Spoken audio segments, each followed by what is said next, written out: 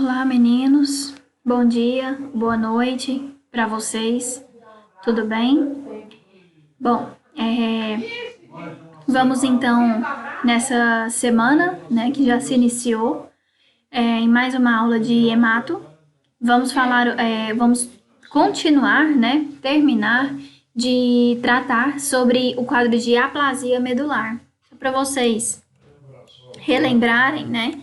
Começamos a falar sobre essa patologia na semana retrasada, né? Isso, se não me falha a memória. E agora vamos, portanto, dar continuidade. Então, bom, a próxima patologia, né, que é envolvida nesse quadro de aplasia medular, que só para vocês também relembrarem, nós estamos falando aqui sobre o tipo de anemia constitucional ou hereditária. E aí nós falamos que a anemia ou síndrome de Fanconi é a forma mais comum, né, de aplasia.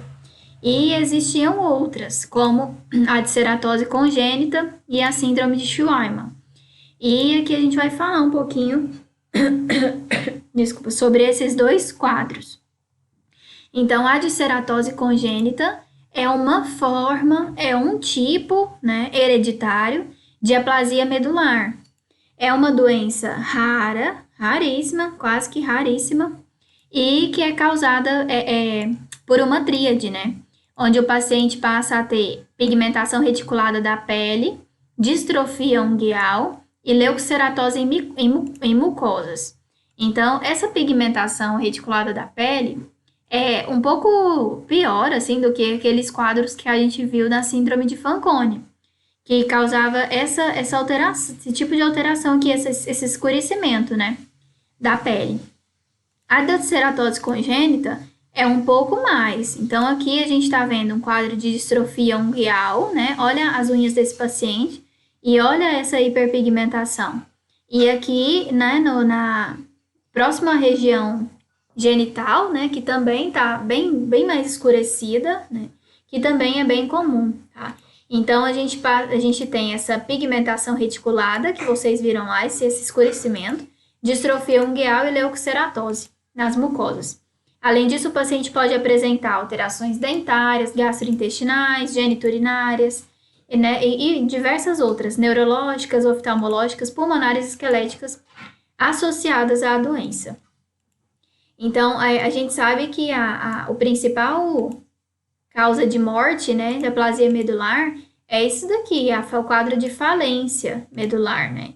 Então, o paciente, ele chega a uma certa idade que a medula passa a não conseguir mais cumprir as suas funções, né? Então, é um fator que pode levar o paciente ao óbito. Afeta principalmente homens, porque reconhecem-se formas recessivas ligadas ao X, né, autossômica dominante recessiva. Então, assim, principalmente o homem é afetado com a doença, certo? Já a outra forma de aplasia medular é a síndrome de Schweinman, né? Essa síndrome de Schweinman é também uma doença rara, né? É uma desordem multissistêmica, que a gente costuma dizer, né? E o paciente, olha só, ela é tão rara, afeta 1 a cada 75 mil pacientes, né? Então, bem difícil, né, de tê-la. Embora possa ser grave, ter potenciais riscos de vida, os sintomas melhoram com o passar do tempo e com resultados relativamente saudáveis ao longo da vida. Essa criança tem a síndrome de Schweinman, né?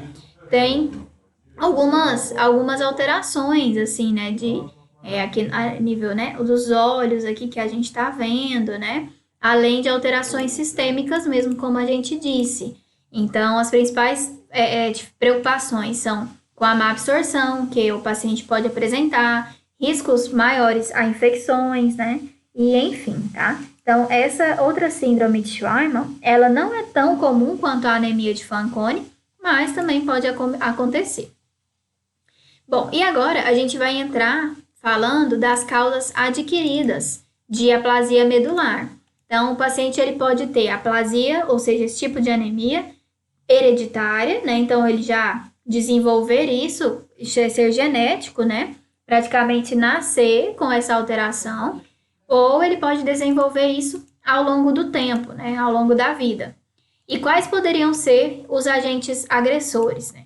Então, a gente tem agentes físicos, químicos e biológicos. Ou seja, nós vamos ver já quem são esses agentes físicos, químicos e quem são esses biológicos que podem, com o passar do tempo, evoluir para uma aplasia medular. Então, só para a gente relembrar sobre a célula-tronco, né? Essa célula-tronco aqui é a que vai dar origem a todas as outras células. Então, ela dá origem ao monoblasto, megacardioblasto, que é um precursor de plaqueta, linfoblasto, que é um precursor de linfócito, né? Proeritroblasto, que é um precursor de hemácias. E aí, o que a gente está dizendo com isso? Que já que essa célula-tronco vai ser afetada e que todas essas outras também serão, essas precursoras, as células maduras, hemácia, leucócitos, plaquetas, todas também serão afetadas. Então, pode ser que o paciente passe a ter quadros que a gente chama até de um quadro de pancitopenia, né? Então, ele vai ter diminuição, alteração nas 3 séries do hemograma, o que vai convergir, obviamente, numa piora do quadro do paciente, já que com o passar do tempo, aquela medula vai chegar a um quadro de falência e não vai mais cumprir nenhuma função, e o paciente pode vir a óbito. Então, qual é a fisiopatologia da aplasia medular? O paciente passa a ter uma lesão na unidade formadora de colônia, na célula pluripotente, que é essa célula-tronco. Então, essa célula-tronco vai sofrer uma agressão, como eu disse aqui, agressão física, química ou biológica. A partir do momento que essa célula-tronco foi agredida por algum tipo de agressor, né, de agente, todas as outras células sofrerão os danos. E aí, o paciente passa a ter, então, uma lesão no microambiente proliferativo medular, ou seja, a medula daquele paciente não vai ser, obviamente, a mesma, vai ter esse quadro aqui, ó, passar a ter esse tipo de alteração. Tá vendo aqui esses branquinhos, né, que eu já tinha mostrado para vocês no vídeo anterior. Esses branquinhos aqui são células de gordura, são os adipócitos. Ou seja, a gente está tendo uma substituição do tecido hematopoético, que é o roxinho. Todo esse lugar onde tem roxo aqui é onde as células são produzidas. A gente está tendo uma substituição de roxo por branco, né? Ou seja, vai ter uma diminuição na produção de células. Ou seja, ele está tendo essa lesão no ambiente medular, o que vai levar a esse quadro aqui, ó, inibição da hematopoiese. Ou seja, inibição da produção de células sanguíneas. Certo? Então, esse é o quadro, essa é a fisiopatologia do paciente com aplasia medular. Então, quais são esses agentes físicos que podem lesar a medula, né? E causar alterações? Principalmente isso aqui, as radiações. Principalmente os tipos de radiação ionizante, como alfa, beta e gama, que são tóxicas para a medula, né? Então, Opa, acontecendo aqui, gente. Então, esse tipo de quadro, né? Então, o paciente que lida, né, com a radiação, né? O profissional, né, na verdade, que lida com a radiação, não tem como lidar diariamente, né? Assim, muito, muito próximo, né? Porque, então, a radiação, ela é um fator que afeta a medula. Então, a gente fala que é extremamente tóxico e teratogênico, ou seja, vai causando esse tipo de aplasia, esse tipo de falência da medula, né? Então, com o passar do tempo, o paciente pode passar a não desenvolver, não ter mais produção de célula, caso ele seja exposto a muita radiação. Então, a gente sabe que, dependendo a gente chama, né, dos grays, né, da dosagem de radiação que o paciente recebe, ou o profissional recebe, né, aquela radiação vai gerar uma inativação das células sanguíneas. Então, o paciente passa a ter redução de hemácia, leucócito, plaqueta, tá? E principalmente da medula. Então, tudo isso daqui vai ser alterado por conta da radiação. Olha só o tanto que é fácil, então, né? A gente está vendo a radiação alterando a medula óssea, que leva ao quadro de aplasia medular. Segundo tipo de agente são os agentes químicos. Quem são esses agentes químicos? Podem ser divididos em causas previsíveis e não previsíveis. Ou seja, aquilo que eu consigo, né, prever e aquilo que eu não consigo prever que possa me gerar um dano. Essas causas dos agentes químicos são mais comuns do que a gente imagina, né? Quando a gente lembra que, olha só, a radioterapia, porque entra, né, medicamento ali também, mas mais a radiação, até seria mais físico. Mas os quimioterápicos, a própria quimioterapia, que é usado um medicamento chamado de fludarabina, para tentar controlar aquela proliferação exacerbada das células. Então, isso são causas previsíveis, ou seja, são momentos aqui, né, que eu sei que o paciente vai ter pode ter, muito provavelmente, uma evolução para um quadro de aplasia medular. Diferente das causas não previsíveis, que são aquelas causas que a gente está mais envolvido no decorrer da vida, né, no dia a dia. Então, nós temos aqui os medicamentos que a gente faz uso, então, anti-inflamatórios, medicamentos anticonvulsivantes, antimaláricos, antidepressivos, que são usados por muito tempo, alopurinol, que é um medicamento usado para tratamento de gota, paciente gotoso em período agudo usa alopurinol. Ou ainda profissionais, né, pessoas que estão muito próximos ao contato com inseticidas, pragicidas, né, o DDT, que é aquele veneno, né, que antigamente usava, né, entrava nas casas da gente, eu passava aquele fumacê. Então, todos esses medicamentos aqui, entram nas causas que a gente chama, então, de não previsível, que é aquele momento que pacientes que fazem bastante uso de anti-inflamatório ou do antidepressivo por muito tempo, ou um profissional que trabalhe com inseticidas. Então, são aquelas causas que vão demorar mais para que a medula seja lesionada, mas que uma hora ou outra ela pode sentir os danos e o paciente venha a desenvolver um quadro de aplasia, tá? Por isso são chamados de causas não previsíveis e é mais comum do que a gente imagina, porque medicamento, a gente está próximo deles a todo instante.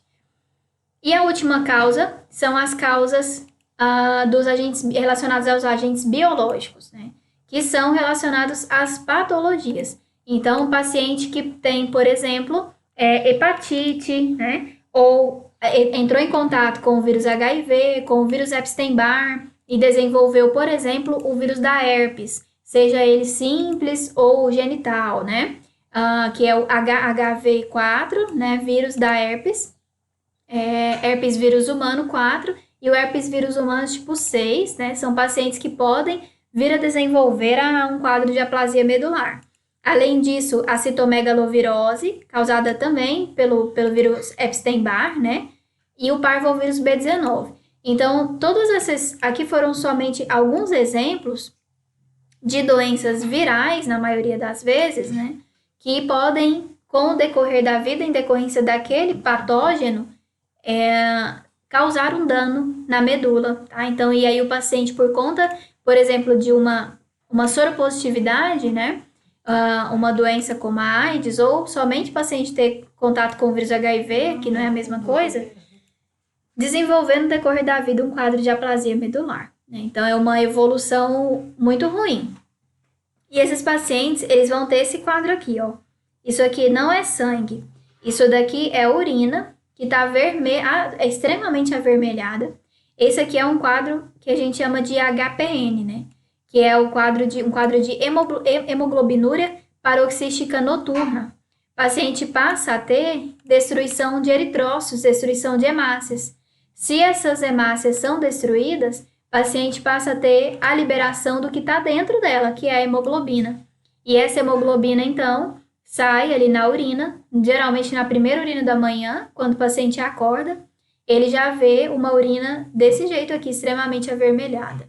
Isso, então, é chamado de hemoglobinúria paroxística noturna. Por quê? Porque a lise da hemácia geralmente se dá no período do sono, né? No período noturno. Por isso, hemoglobinúria paroxística noturna, tá? Então, essa hemólise que acontece dentro do vaso, né, intravascular, e que vai sair, obviamente, isso na urina, tá? Bom, então eu vou encerrar o vídeo por aqui para não ficar tão extenso para vocês, mas eu espero que vocês tenham entendido até então. No próximo momento, a gente vai falar sobre o quadro laboratorial, tá? Tem mais algumas coisinhas para tratar. Eu espero que até então vocês tenham conseguido compreender que um quadro de aplasia medular é uma anemia, né? E que o paciente ele pode ter essa aplasia por dois motivos. Ou ele nascer com ela, ou seja, hereditário, congênito, ou ele adquirir no momento da vida, no decorrer da vida. Essa causa adquirida pode ser por conta de agentes biológicos, por conta de agentes químicos ou por conta dos agentes físicos, tá? Então, isso é a aplasia medular. Bom, então espero que vocês tenham conseguido compreender, tá? E no próximo momento a gente conclui quadro de aplasia medular com o quadro clínico e laboratorial da doença. Até então, desde já, até aqui, né? Muito obrigada, desde já obrigado e até a próxima. Beijos.